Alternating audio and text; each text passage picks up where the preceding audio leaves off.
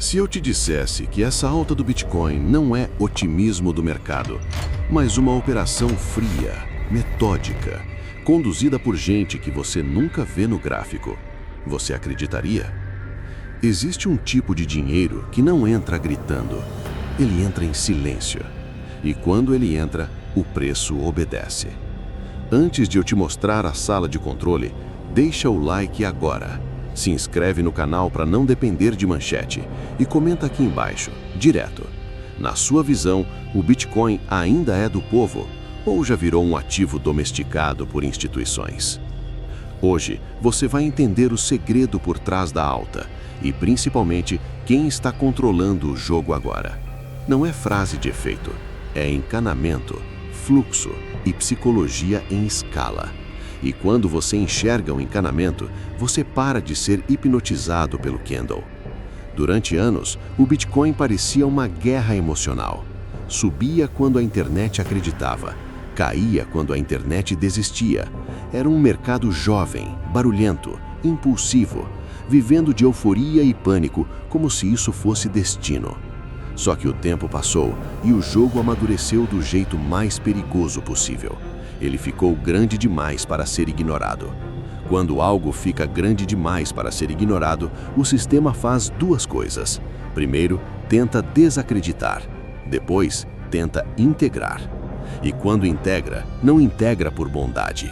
Integra para controlar trilhos, rotas, portas de entrada e saída. A pergunta que muita gente faz é: quanto vai subir? A pergunta que quase ninguém faz é: quem decide quando isso sobe? Porque preço não é sentimento, preço é consequência. E a consequência nasce do último grande fluxo. Existe uma diferença brutal entre você comprar Bitcoin no seu aplicativo e uma estrutura bilionária mover Bitcoin por canais profissionais, com custódia institucional, mesa, derivativos, hedge, arbitragem e acesso privilegiado à liquidez.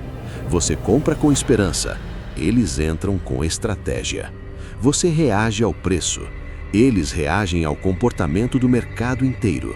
Para você enxergar isso com clareza, imagina um prédio escuro, sem janelas, onde o barulho do mundo não entra. No último andar, existe uma sala, e nessa sala há 3 portas. Atrás dessas portas não está o segredo do Bitcoin, porque o Bitcoin é transparente. O segredo é do mercado. O segredo é de quem move o mercado. Na primeira porta está escrito liquidez. Na segunda, custódia. Na terceira, derivativos. A primeira porta, liquidez, é a mais simples e a mais ignorada. Sem liquidez, não existe alta sustentada, não existe topo que dure. Liquidez é combustível, e combustível define o tamanho do incêndio.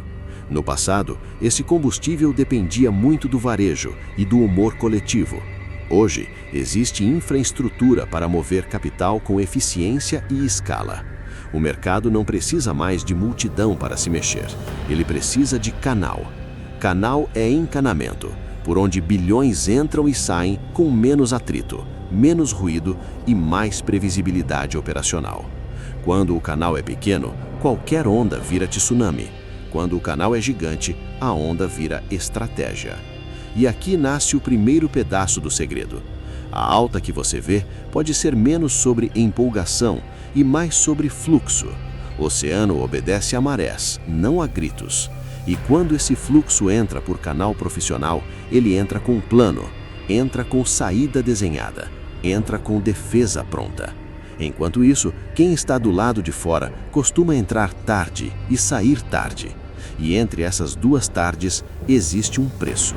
É por isso que muitas vezes o gráfico parece te provocar. Ele sobe sem você e corrige em cima de você. A segunda porta é custódia. E aqui a conversa incomoda, porque o Bitcoin nasceu com uma sentença de soberania. Se você não tem as chaves, você não tem as moedas. Só que o mundo ama conveniência, e conveniência é o preço que muita gente paga para não ter responsabilidade.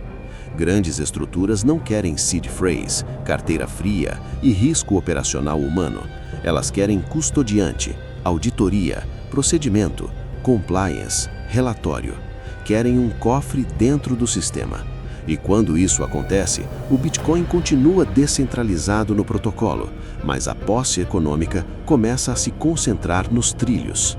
O segredo aqui é simples e brutal. O mercado não é governado apenas por aqueles que acreditam no Bitcoin. Ele é governado por quem tem acesso ao caminho mais fácil de comprar e vender em escala. Se o caminho mais fácil está dentro do sistema, uma parte enorme do poder de precificação migra para dentro do sistema. E então você vê algo que parece inocente, mas muda o jogo. Gente comprando Bitcoin sem comprar Bitcoin de verdade, comprando exposição, comprando uma representação, comprando um produto empacotado.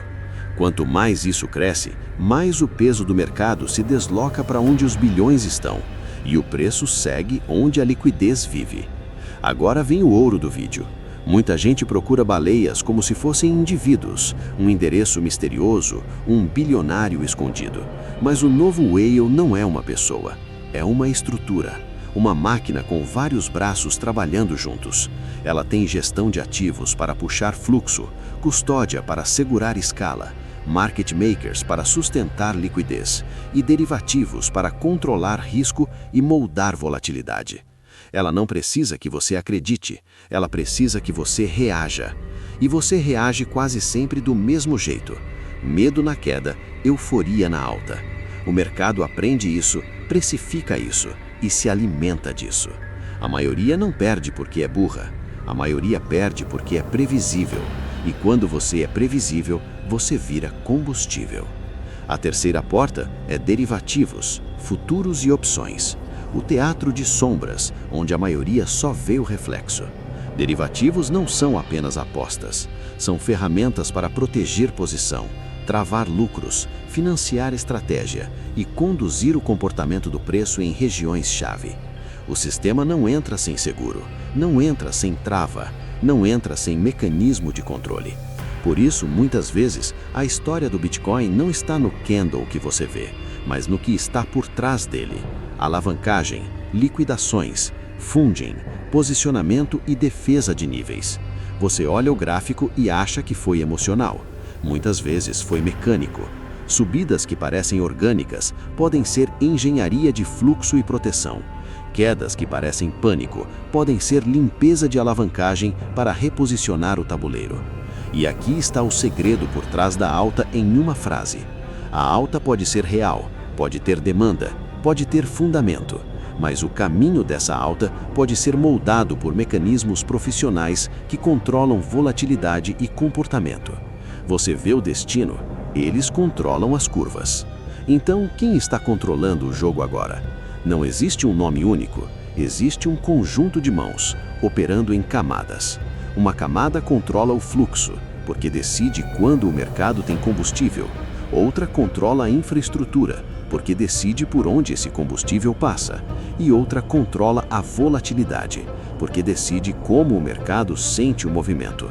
E quem controla a volatilidade, controla a psicologia. A pergunta inevitável é, então o Bitcoin foi capturado? Não necessariamente.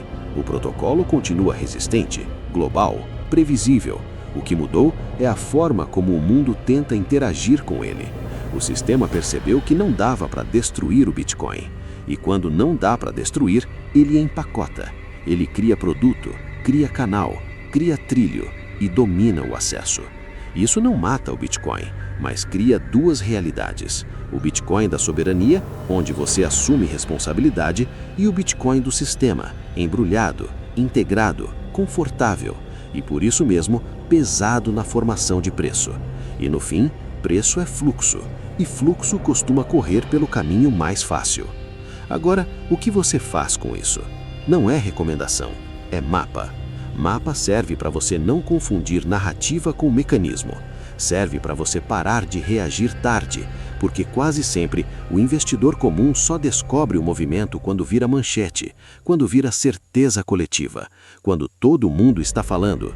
E quando todo mundo está falando, uma parte do dinheiro grande já está pensando na defesa e na próxima curva. Se esse vídeo te deu clareza, Deixa o like e se inscreve no canal, porque no próximo eu vou te mostrar sinais que aparecem antes do gráfico contar a história para o público. E comenta aqui embaixo. Na entrada das instituições, o Bitcoin fortalece ou captura a essência dele? E responde a última, olhando no espelho. Se o jogo mudou, você vai continuar jogando como antes?